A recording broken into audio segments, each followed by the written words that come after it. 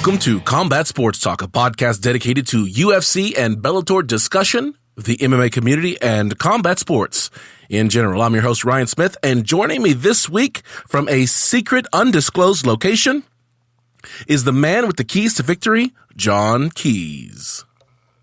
I'm Batman. That's all I got. I'm here. Yep, in my secret location, deep in the heart of Texas. I am here. All right. Well, the UFC descended on the Cornhusker State with a card that was stacked to the gills with talent and headlined by a fighter in Justin Gaethje who wanted to rebound from his 2-fight losing streak. And James Vick, his opponent, was a fighter who wanted to take advantage of Gaethje's misfortune and position himself for a title run. But before we get too far into this main event, let's look at all the results from Saturday night with the official decision. The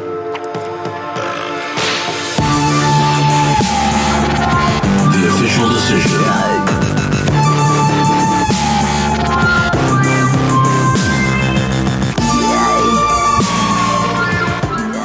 This is the official decision. This is where we look at the fights from Saturday night. There was only one promotion that was on display, and that was UFC Fight Night, Gaethje versus Vick at the Pinnacle Bank Arena in Lincoln, Nebraska. What a card this was. This was a card that should not have been a fight night. I dare say this should have been a UFC pay-per-view event. This was a stacked card. It was action from early prelims all the way to the end. Somewhat predictable. Some of that stuff happened out of left field. Well, let's talk about this, man. All right. Absolutely. The first fight of the night was Eric, ya boy, Anders, who defeated Tim Williams via knockout in round 3. I don't want to call it a knockout. I want to call it head kick destruction. Ooh, that sounds good. You got to put like a boom. You got to put an explosion behind that. Well, he's not here, but I can do the KC catchphrase of the Combat Sports Talk show. Here it is. Boom! Rocked him. Absolutely, he did. This was a great back and forth, and I mean, it was they were giving it all, and then it was just like out of nowhere, he went down in the third. He went. And when I say him, Tim Williams went on the back, and he'd done it a couple of times before, and I think Eric was trying to time him. And that third time he did it was, of course, the charm, because he went for a kick like he was back at Alabama, and the coach, Nick Saban, told him, get on the punt team and kick it in the goal. And he did that. He kicked the goal for him, okay? All right. As soon as oh, I'm sorry. Go right ahead. No, but so for those of you out there who don't know these fighters, Eric Anders, former football player for the University of Alabama. This dude he was a middle linebacker or something like that. Big dude, striker. That's what he does. He punches holes in people. You got Tim Williams, who's kind of an all-around fighter, but his main specialty is taking you down and submitting you with a choke or some type of submission, arm lock or something like that. So they say styles make fights, and this is one where you've got a grappler versus a striker. And I thought Tim Williams was gonna be able to impose his will, because at the end of the first round, Tim Williams took Anders down, had him, and was getting ready to start moving into a position to submit Anders, and Anders was saved by the bell. And that's the last chance that Tim Williams had for the rest of the fight. Pretty much. But the thriller of this fight was the head kick, because some people thought it was controversial because he was getting up, and Anders perfectly timed this, and I do mean perfectly timed it. His hand got up, and Anders' foot reached the head of Tim Williams, and he was out. And it could not be more perfectly timed than that. It took me 7 times to actually watch it over and over again to see where his hand was, because some people were saying that that Tim Williams still had a hand on the ground when he got kicked.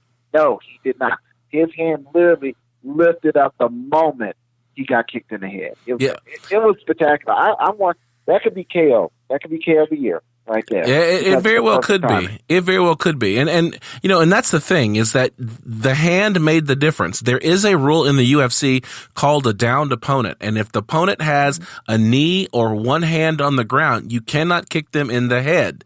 And so as Anders was getting up, they said it was a technical, the move was called a technical stand up. And so as he was standing up, his hand was still on the ground, and Anders was already kicking. I mean, this was his leg was already in motion as Williams was in the process of standing up. But if you watch earlier in the fight, this isn't the first time that Williams used that stand up. So you're right. Anders saw this and was ready for it. This was something I think was trained. Yes. I think they were planning on it. It could very well be, and if that was, his coaching team is outstanding for that. All right, let's go on to the next fight of the night. I got to start it like this. That's right. So Deus de Guerra Figueroa defeated John Chicano Moraga via TKO in round 2. And he came out to this. Intimidade comigo não há como tu vencer. Sem dobrar os teus joelhos e na madrugada me busca. Okay, this is garbage. I'm getting in my feels over here, man. This is garbage. How do you feels. walk out to do the type of violence he did? How do you walk out to that if you planning on smashing a dude the way he smashed John Moraga? That's just crazy. Just like that. That's how he did it. He walked out there, and it was funny because there were women out there singing the song. Okay, if you actually pay attention, they were actually singing the song out there as he's walking out. Okay, that I would have did a verbal submission. I'd be like, man, I cannot fight that man right there. No, he's going to kill me. He's taking an arm home. I like my arm. He's taking one home. I cannot do this. No, I'm telling you, if I was in the ring and the guy's walking in like that, I'm like, this guy is not taking it serious. No, anybody but a Brazilian. I'm going to cut the Brazilians some slack because whatever it is that they do, they are in their own world. Things that are just different in the U.S. just work over there. So I'm gonna let him go because the type of damage he did to Moraga was unbelievable. I mean, he was beating Moraga, cut him.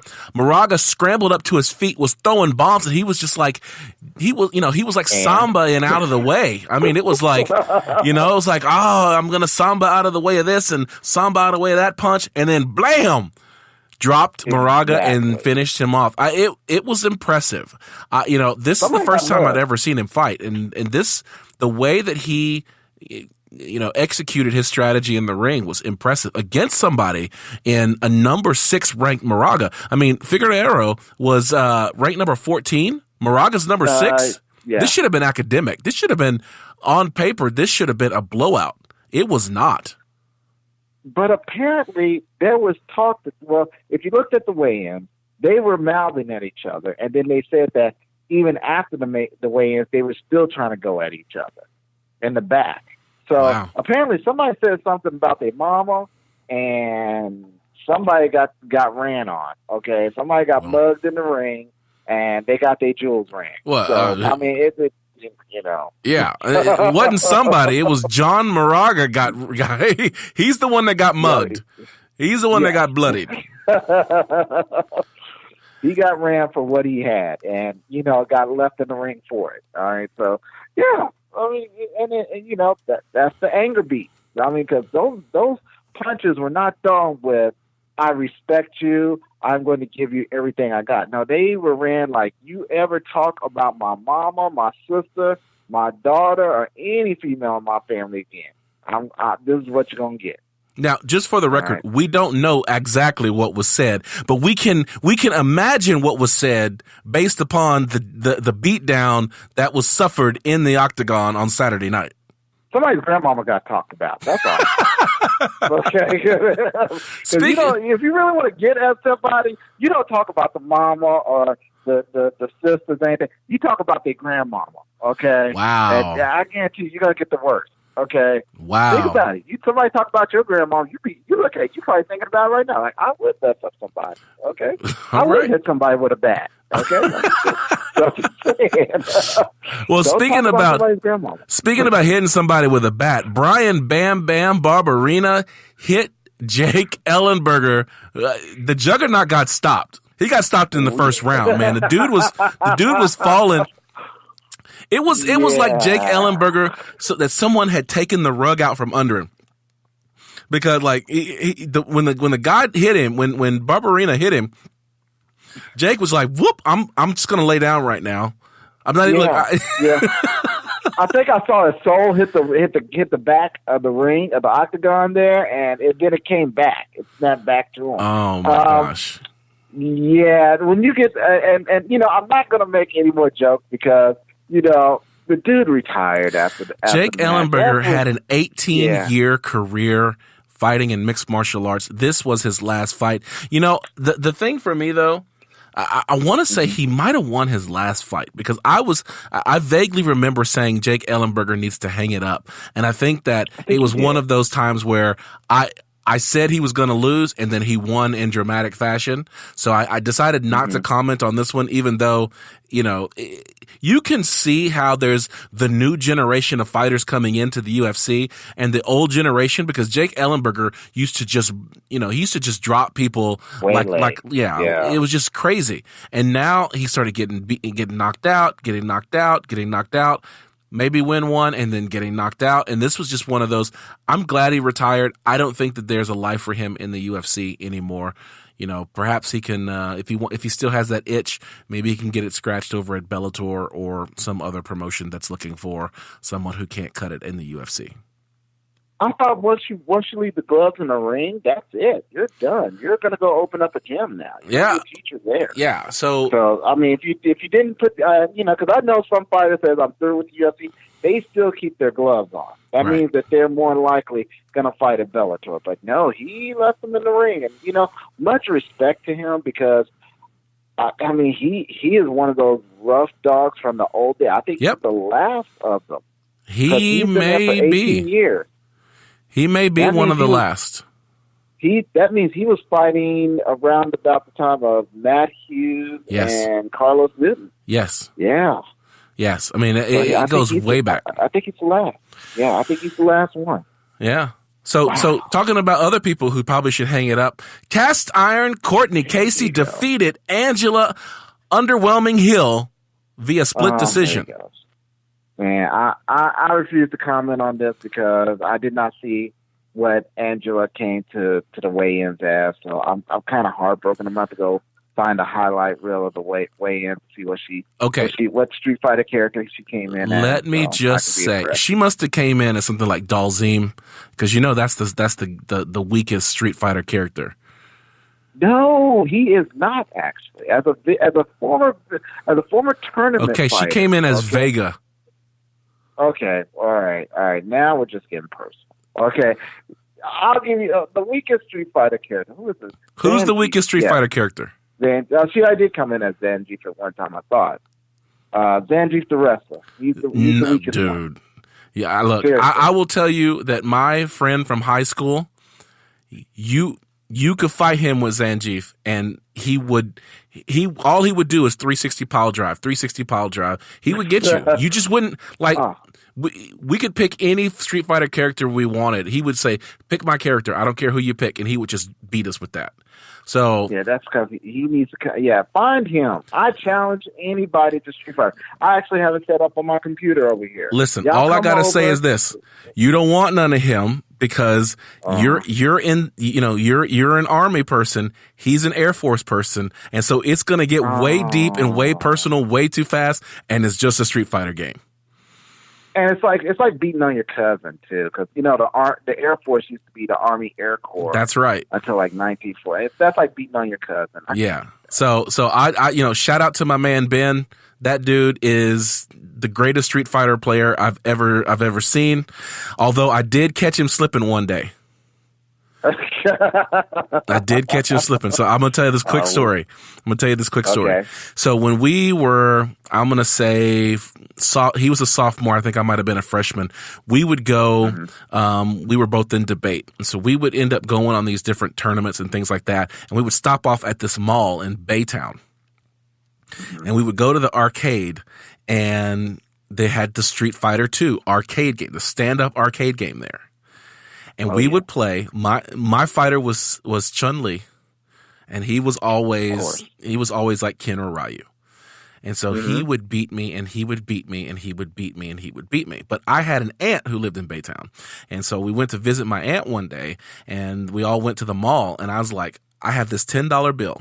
I'm going to convert this to quarters, and y'all go shop. I'm going to stay here in this arcade, and I'm going to learn to play Street Fighter 2. So I found this like 8-year-old kid who was just whooping up on this game, and I was like, teach me how to use Chun-Li. I spent $10 in quarters on that game, but I came back as the master of Chun-Li. So we went to another tournament or whatever and debate. Stopped off at that same mall, and he was like, "Hey, you want to go to the arcade?" And I'm like, "Yeah, you always win." He's like, "No, well, it'll be fun. Let's just go and we'll play one game." So I'm like, "Okay." So we get on Street Fighter, put our coins in. I'm like, I guess I'll be Chun-Li. And he's laughing to himself. And then I proceed to whoop him all over that screen. Just, yatta! Yatta! Wow. And so he was just like, how did this happen? How are you so good? I'm like, I don't know. I guess I'm just lucky. Let's play again. Bam! Beat him again. It was so satisfying. I was like, Wow. Okay, so that's a nice, happy story. Let me tell you my Chun-Li. all right. Okay, because I'm a Vega fighter. Okay. Oh, you are a Vega fighter. Yes, I am. I roll with the best of them. Okay. Oh, So- Vega. Exactly, the pretty ninja. That's right. Okay, so, well, this was 1992, carbon dating myself. I'm at the grocery store. There's a Street Fighter 2 machine. Now, this Street Fighter 2 machine, and it's in North Dallas, over there by Balkman Lake. There's a library there now, but back in the day, it used to be a menu. All right, so everybody around the neighborhood would go there and put their quarters on the machine and play. Okay, so one morning, it was a Sunday morning. I just had lunch with my girlfriend at the time. I go to the store because I just dropped off. I'm like, there's a kid playing on this machine. I'm about to knock him off because I want to beat this game for the 50 millionth time. So little 6-7-year-old kid, playing Chun-Li. I'm like, oh, this will be an easy win.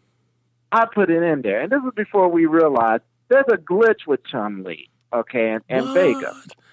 If you jump up while Vega's in the air, she can 100% of the time she could throw him to the ground. I took $5. Okay, that's 20 quarters, and I lost. And I was 0-20. Okay, to this kid. Yatta! It was the very first rage quit that I've ever experienced in my life. That I just did a left face and I just marched out that store. Okay, oh, man. And I marched all the way home. That's a mile walk, man, and I marched it. Okay, so yeah, happy story, sad story. There you go. I hope the kid like broke his leg walking out there and all right. Or something. Well, and so to end that with the sad story, Angela Hill lost again. Let's go on. Michael the Menace Johnson defeated Andre Touchy-Feely via split decision. Andre Feely did not think that he lost that fight. He had many choice words to say about Michael Johnson thereafter the results had been announced. Yeah, did he win? Did he not win? I mean, I've looked at it. I thought he won. Okay. Mm-hmm. Looked on Twitter. A lot of fighters thought that he won. Okay. Judges thought thought that Michael won. They got to roll that again. Well, I mean, it was close. There was the thing that threw me off, though, was that Andre Feely got a 30-27. So it was 29-28, 29-28, 27-30, 29-28. So I don't think that Andre Feely won 3 rounds. No. But so yeah, it was. Anytime it's a split decision, I think it's a close and it's a close fight. I can't get too mad at the outcome, but no. It's one of those fights that we got to run back. They need to run that one back, but they're so lowly ranked that they're not even in the top 10. So I don't know if we're ever going to see that. But now it's on to the main event. Number 7, Justin Gaethje defeated number 10, our Texas man, James, the Texecutioner Vick. I got one thing for you. You know what that is? Come with it. Yeah. You know what? I earned that. And I'll tell you why. We earned that. I think that's the reason Casey's not here tonight. No, because listen, Casey was on Gaethje. Was he? KC picked Gaethje. Oh, well, so yeah, that's why when he told me he couldn't make it, I was like, oh, I know I know why you didn't want to be here because you picked Vick. He's like, go play it back. I picked Gaethje. So yeah, he did. So I'm like, I'm glad you're not here because you don't get to hear us. But here's the reason why it's especially bad. Here's the reason why I think we need to reevaluate the hype train. Don't believe the hype. Don't believe the hype. Because James Vick did not meet the buffer factor. Okay, let's go back to what the buffer factor is. The buffer factor states that the fight needs to last at least as long as it takes to announce it. Now, Bruce Buffer was not in the ring that night, but his replacement took 2 minutes exactly to announce this fight. This fight only lasted 1 minute and 27 seconds. James Vick, you let us down. You let us down. I'm disappointed. It's our fault, and I'm telling you why. Because I told y'all when I first started this how to pick the fighter. Okay, he who flinches fails. And James Vick, if we really go back and look at all the hype he talked so much smack all the way up to he was flinching left and right, and we didn't realize it. Gaethje was just like, okay, man, I'll see you in the ring. Okay, that's all he said, pretty much. I'll see you in the ring. You talking that junk? Okay, when we get in the ring, we'll see what's up. James Vick got clubbed. Left him. Okay. Man. He slept him so hard. Oh, my God. Yeah, Gaethje was out looking for pelts, and Vick was just a little baby seal. Yeah. I mean, it was just like... I know what it was. All right, if you go to YouTube, I don't know if they have these videos anymore. There's this mall cop in Atlanta that used to upload his body cam video. And there was one time that this lady was talking just all sorts of smack to him. And he told her, you better back up. And he told her to the third time, and she was still doing it. And he tased her. And when he tased her, and I do not condone people getting tased unless you do stupid stuff to people that do have a taser. But when she got tased, she dropped as if she just stiffened up and just fell over. And that's pretty much what happened there, okay? Oh, wow. That Gaethje was in there, you better back up, and slapped him, and he just dropped. I think he died for 40 seconds, and then came back the way he just slumped over. Yeah. It was bad. It was one of those things where... Yeah, he got Texecutioned. Yeah. He got his own move put on him. All right. Let's close the book on this one and put it on the shelf because this card is history. Now let's talk about some of the key headlines making waves in the MMA world with Finding the Angles.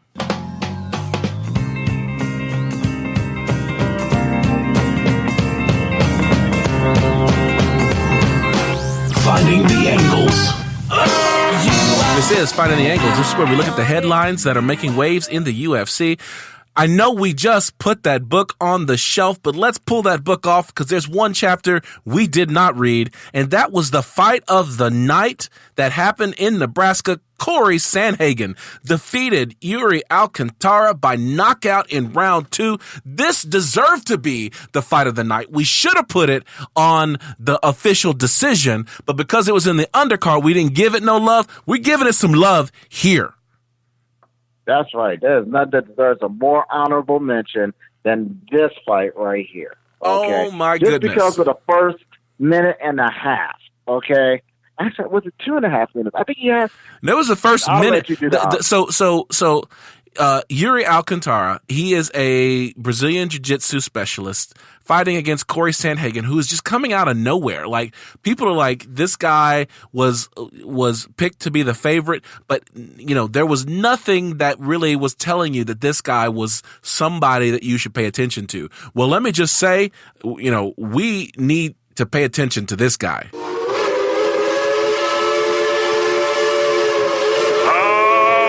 Like, I am on this hype train. I'm on the hype train right then and there because within the first minute, Yuri Alcantara jumps on Corey Sandhagen, grabs an arm, executes a textbook arm bar. His arm bends back beyond 180 degrees. So an arm bar is designed to hyperextend at your arm at the elbow. Corey Sandhagen's arm at the elbow goes beyond 180 degrees, as though your arm is straight out. It bends beyond that, like to 270. I think he might have almost got it to the backwards 90-degree angle, which is what? What is that? 90? I don't even, 200, yeah, like 270. That's it. 270 degrees. Yeah. It was nasty. It was nasty.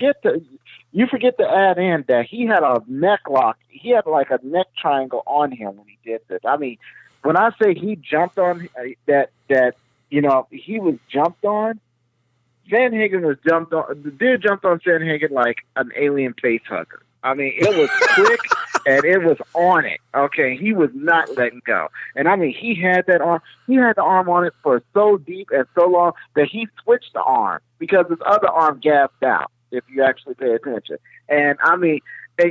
People are just like, oh my God, and the ref is sitting there, and then dude had the nerve to go, you know, he just had a nerve to punch him, to give him a hammer fist for good measure. Yeah, this is it. Nose right there. This is what's so crazy about it. What we are describing to you is you go. There is no word for as bad a situation that Corey Sandhagen found himself into. That usually when a fighter finds himself in this position, before his arm gets bent the way that it was bent, they're already tapping out. They're already quitting. This guy had no tap. His tap machine was broken. He really wasn't feeling it. He wasn't. Everybody, you know, and the you know, everybody's looking at it going, "Oh my gosh, when is this guy going to tap?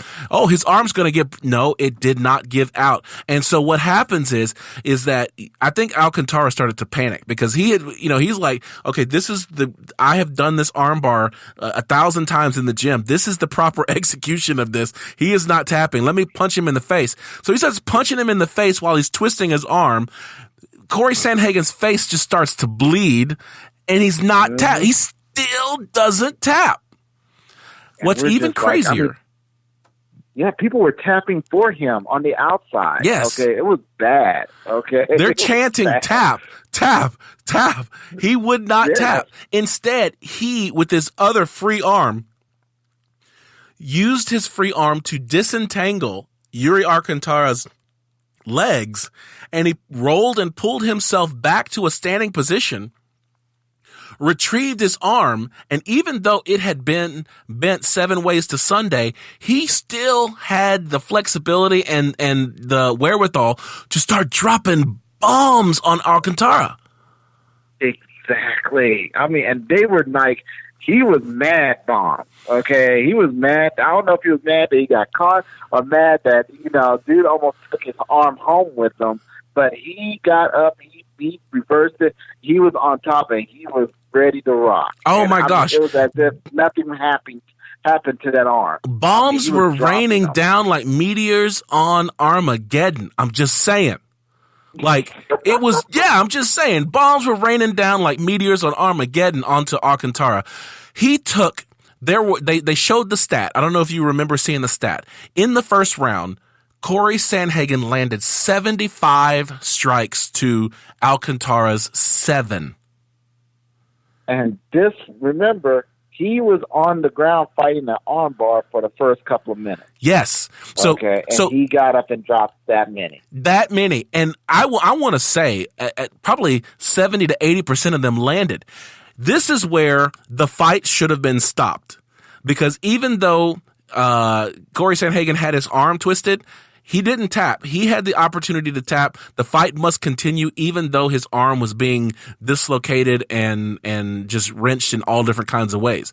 But when a fighter is taking the types of damage that Alcantara was taking from Corey Sandhagen, a referee needs to do his fiduciary responsibility, and that is to stop the fight, which he did not. He allowed this fight and this fighter to take the kind of damage that you see on a Rocky movie for the entire first round. Yes, and I think was it in the first round yes, it was, that his mouthpiece fell out, and he would not stop it because apparently it would have been bad form to break while they were in the position that they were.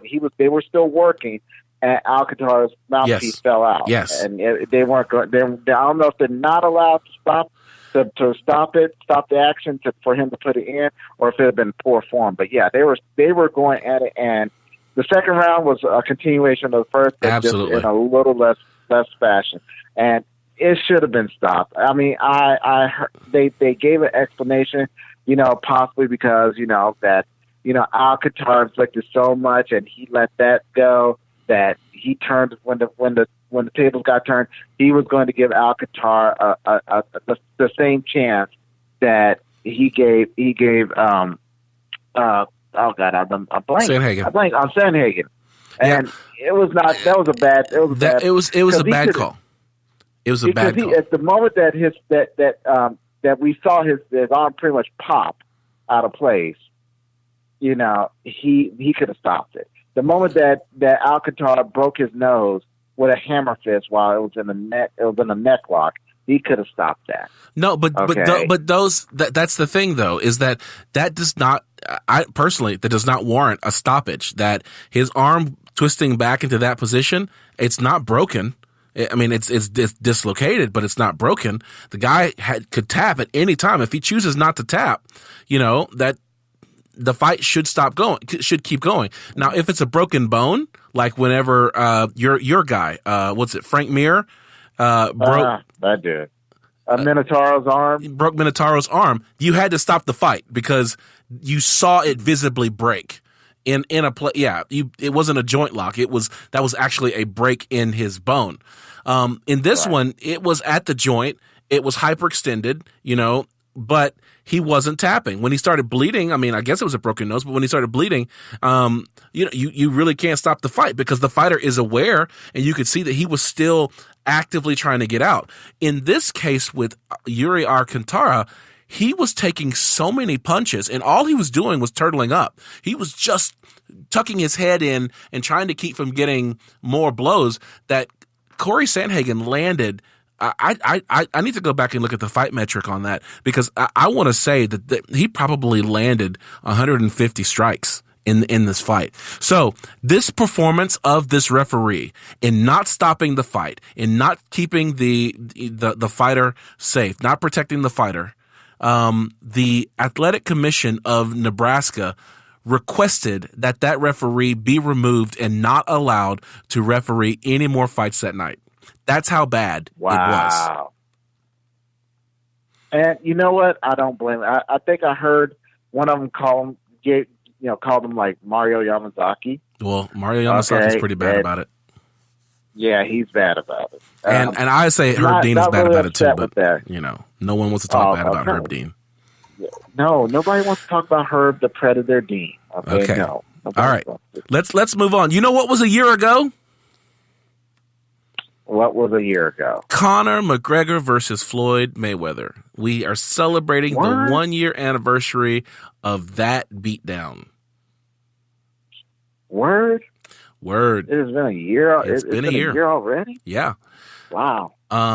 So yeah, all I got to say is I got that one wrong, man. I had Conor, and I thought Conor was going to show the world what happens when you take MMA cardio when you put it in a boxing ring. And what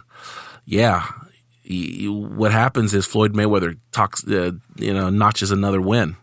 Good grief. Yeah. Hey man, you don't cross the streams, dude. That's just a natural law thing. Okay, I don't care. MMA going into boxing going to MMA. You don't cross the streams. It does not work. It's two totally different. They may look the same. They're totally different. Okay. I knew that as much as I hate Floyd Mayweather, you gotta understand, I hate the man. And hate the strong word, but I hate that man. Mm-hmm. But I appreciate his skill. Okay, he makes people mad, and you know why they're mad? They're mad because they can't outwit this man. Okay, he is a 50-0 fighter. That means there were 50 guys that tried to solve that mystery, and they all failed. Yeah, and he walked away. That's how it happens. A fighter. I mean. Like I said, the man, in my opinion, he epitomizes everything bad about a person. He's a guy that equates his righteousness with his materialism. Okay. And that's the worst thing that you can do as a person. All right. Well, speaking of a person whose materialism is an example of his righteousness, it's Conor McGregor. And Conor McGregor is now facing Khabib Nurmagomedov, who is basically the antithesis of Conor McGregor. He is the opposite. He is, with the exception of the abusive video of him making homeless people do push-ups for money. Khabib Nurmagomedov has shown himself to be a humble person, very religious in nature. His hometown is very important to him. All of that kind of stuff. Well, the trash talk is starting to gear up for this fight in October, and Conor on Instagram, I think he crossed the line because Conor, in trying to get in Khabib Nurmagomedov's head, took the trash talk to another level by going ethnic. And what he said on Instagram is, a true Chechen would never assist a Dagestani-led attack on another Chechen. A true Chechen would never take orders from a Dagestani man. This is treason. There is no worse than treason. So Conor McGregor going ethnic. That he's done that before. Okay. Right. He did it to Floyd Mayweather. But, the thing is that for a lot of people understood what he was trying to do with Floyd Mayweather. That, he went to the most simple form of trash talk that you can get with, which is, trying to say certain racist things to Floyd Mayweather. And, I don't condone that. But this one, right. This one to Khabib Nurmagomedov, if you don't know the history and if you don't know the relationships between the Chechens and the Dagestanis, then you can see how deep Conor is cutting on this one, and it's like,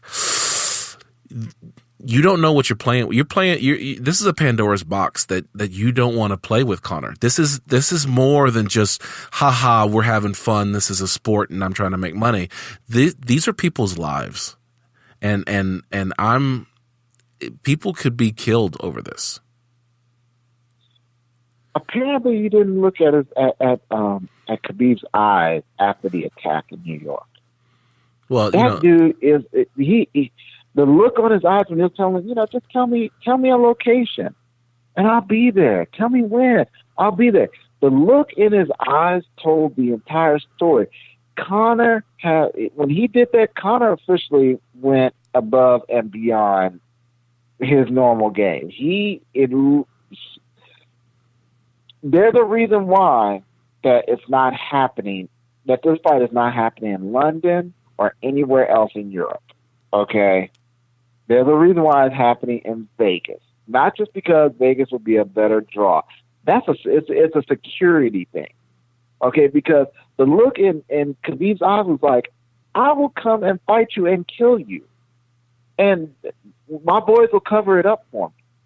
And that's what he's done. That's what Conor don't. I don't think Conor is arrogant enough to think, oh, he's got it under control, or Conor doesn't realize what he has done.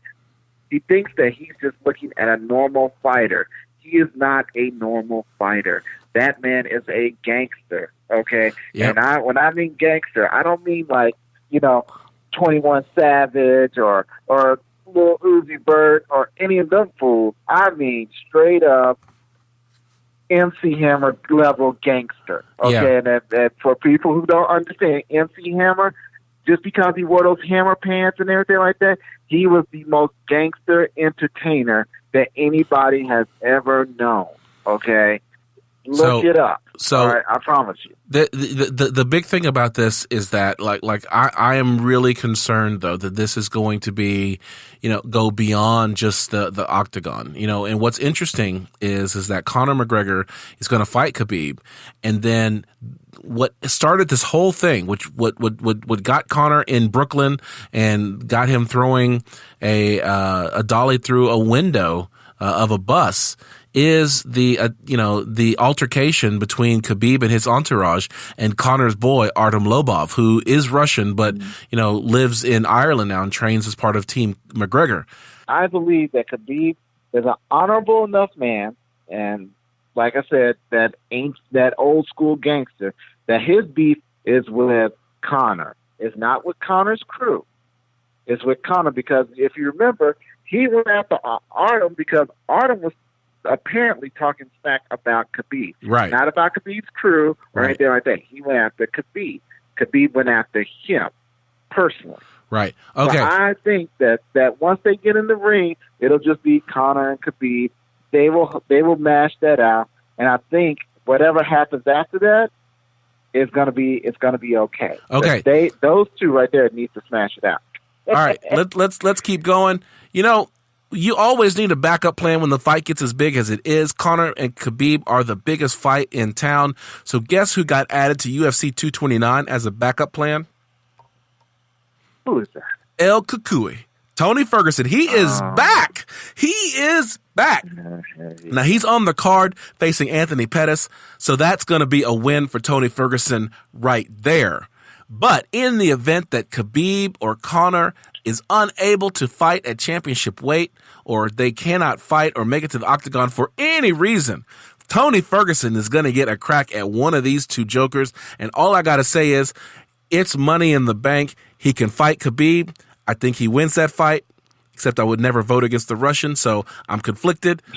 Or he would fight Conor, and I don't think Conor wants any part of the blades that are Tony Ferguson's elbows. That I can't wait. He is likely, provided that he beats Anthony Pettis, he will win. He will fight the winner of Conor versus Khabib.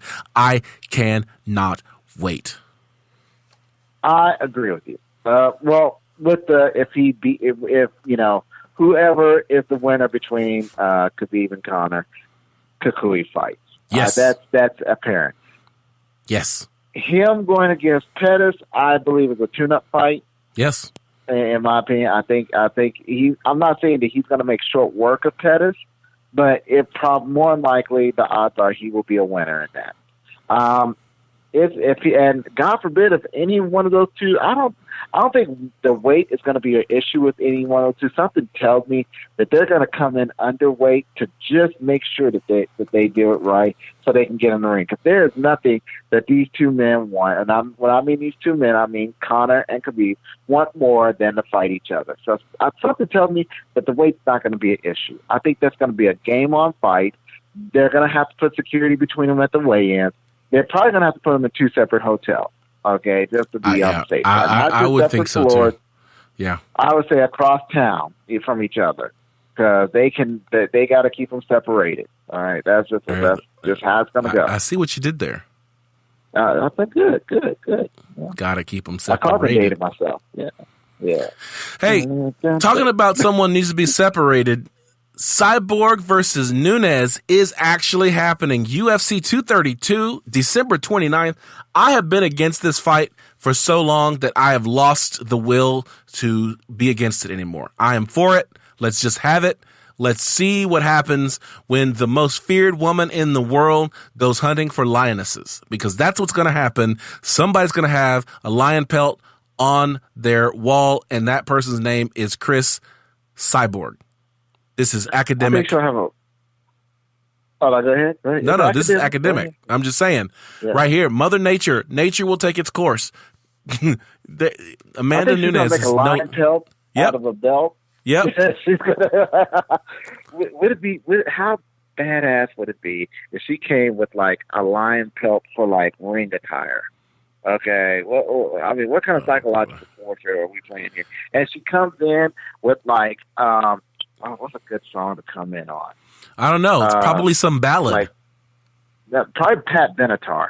Maybe something on that level. No, what? Like We Belong? Ooh, yeah. Oh my gosh, no! Brother. Yes, I'm going on some B-side from Pat Benatar. What's it? Man. Oh my God, no! Like I'm not even talking about. No, see, Love is a Battlefield is actually, at least it refers to battle. Like this other song that this guy was walking out to, this right here. Hey man. Like, I know that Chris Cyborg is Brazilian, so you can't put it past her to come out to something like this. But I'm just saying, have an aggressive song, please. Last one. No, because I'm just saying, man. If you come out to an aggressive song like, you got fire shooting up in the air, and there's an AR-15 shooting up, and there's like river dancing up on the top and everything. People expect that. Okay, people expect that. It's cheesy. That is corny. If you come out, river dancing. If you come out to like Time to Say Goodbye, like Stun Gun did, okay. If there is Kenny G playing on the speakers when you're walking out, you deserve to lose. Like they should deduct a point from you if you come out to bad walk music. Like, it's like, wow, Chris Cyborg is so confident she's coming out to bad walkout music. She's going to give Amanda Nunes a point just from the walkout. I'm just saying, psychological warfare, man. Don't bring boxing gloves to a bare knuckle fight, man. That's all I'm saying. Yeah, but that's all you're doing. No, but it's one of those things. Don't bring boxing gloves to a bare knuckle fight. If it's a bare knuckle fight, there's certain things you expect. But like, if you're gonna come to a bare knuckle fight, and then what you're gonna do is that you're gonna go and get your fist exfoliated and lotioned and all that kind of stuff, and have lavender smelling lotion on your fist when you go and box. Come on now. This is Japanese, what's that? Japanese cherry block? Oh my gosh. Let's move on. KSI versus Logan Paul. This is our last fight we're going to talk about. This was not really a fight, but oh my gosh, has it created an incredible hype machine.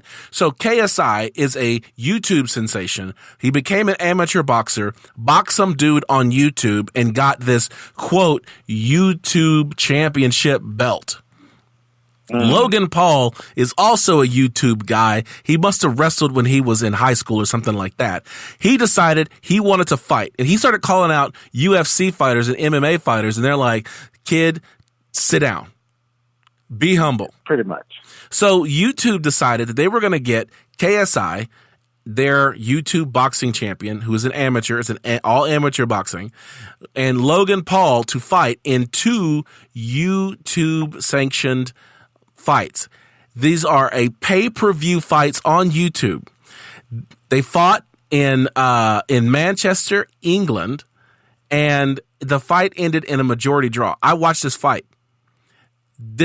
I'm sorry. My fight with KC was more technical than this fight that I saw here. I mean, let me just say, but the 2 fights that we had was more technical than the fights that we saw on Saturday night with KSI and Logan Paul. Yet, You know how much me and KC made for that fight? How much? The combined purse of both of those fights that we fought was $0. We actually paid money to fight. KSI and Logan Paul split the purse 50-50, and it is estimated that they made $38 to $51 million apiece. That is ridiculous. I'm shocked. That's the power of YouTube, man. Listen, you have, not counting the Floyd Mayweather fight, Conor McGregor has never made that much money in any of his fights. I mean, think about it. Think about your greatest fighter. Mike Tyson was fighting, and he was making $30 million a fight for knocking folks out. These are two YouTube stars, and they're making $30 million for 6 rounds of work, and they could barely punch each other. Logan Paul got gassed in the 4th round. Wow. This is ridiculous. I'm like, my brain is broken. Like, I can't even conceive this. It's ridiculous. That, my friend, is like the power of YouTube right there. Oh my gosh. Okay, that guy, you know what that did? That just showed you the ultimate pathway of going for likes. Oh my gosh. The ultimate pathway. They both have tremendous viewerships, and the people who both all paid to watch this fight, they paid legitimately and made these guys who could barely throw a punch millionaires on top of millionaires. I just can't believe it. Like, I would love to get into the ring with Logan Paul. I think I would drop him by the 3rd round. I'm just saying. Please, I would like pay me a third of that. Both of them. I'll do it for $10 million. I guarantee you I'd drop him. He's lucky because he's not in my weight class. They were fighting at 185.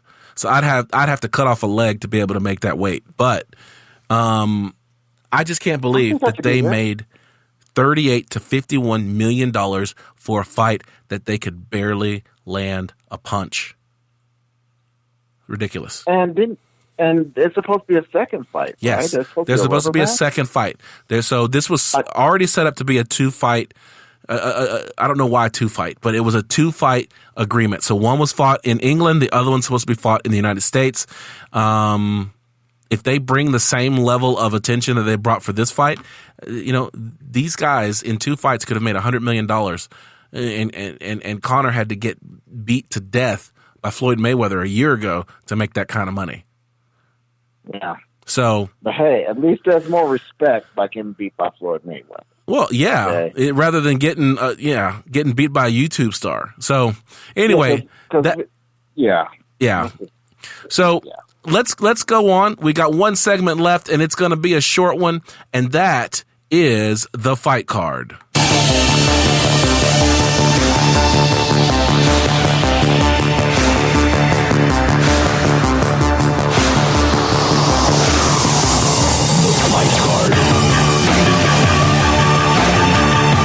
All right, this is the fight card. This is where we look at the fights that are upcoming, this weekend. There is only one card because the UFC is gearing up for their fight here in Dallas on September 8th. Bellator has some fight coming in 24 days.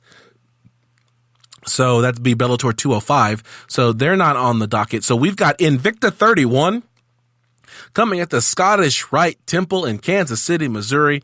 I don't know any of the fighters on this card, but I am going to announce the strawweight title fight between Verna Jandiroba versus Janessa Marandon. 13-0 versus 10-1. Do you have a flash fight pick? I'm going with the perfect fighter. All right, 13-0, the champ. I will take the opponent. We will let you know the results of that fight next week. But until then, follow us on social media. On Twitter, I'm at CST Ryan. And I'm at Keys to Victory, and that's Keys with an EF. All right. You can check out the website at www.combatsportstalk.com. You can find us on iTunes, SoundCloud, Facebook, Instagram, and Spotify. We now have merchandise on Amazon, and we've added a section for live events. The Dallas card coming up on September, was it September 8th? Yes. Okay. Dallas card coming up on September 8th. We will see George G Money Stallworth. He recently got another kickboxing championship belt. We'll talk to him about that while we watch the fights. Do you have anything else before we go? Yeah, just a short shout out to Eric, your boy. What they did and we talked about this a week or so ago about they need to promote their fighters more. They actually did that with them, except they promoted them in the early prelims where nobody was really paying attention. Good story. Actually, if you don't know it, please look it up. It's probably still on YouTube on the UFC channel. I advise anybody because it was actually pretty good. And when we do the hype train, and if his name's on it, I'm definitely on it as well. All right. Let's get out of here. Our theme music is composed by Scott McCurry at scottdeancountry.com. Casey Onyebuchi produced our lead-ins. I want to thank you for joining us for another edition of Combat Sports Talk. For John Keys, I'm Ryan Smith, reminding you to keep your hands up, your chin tucked, and throw balls.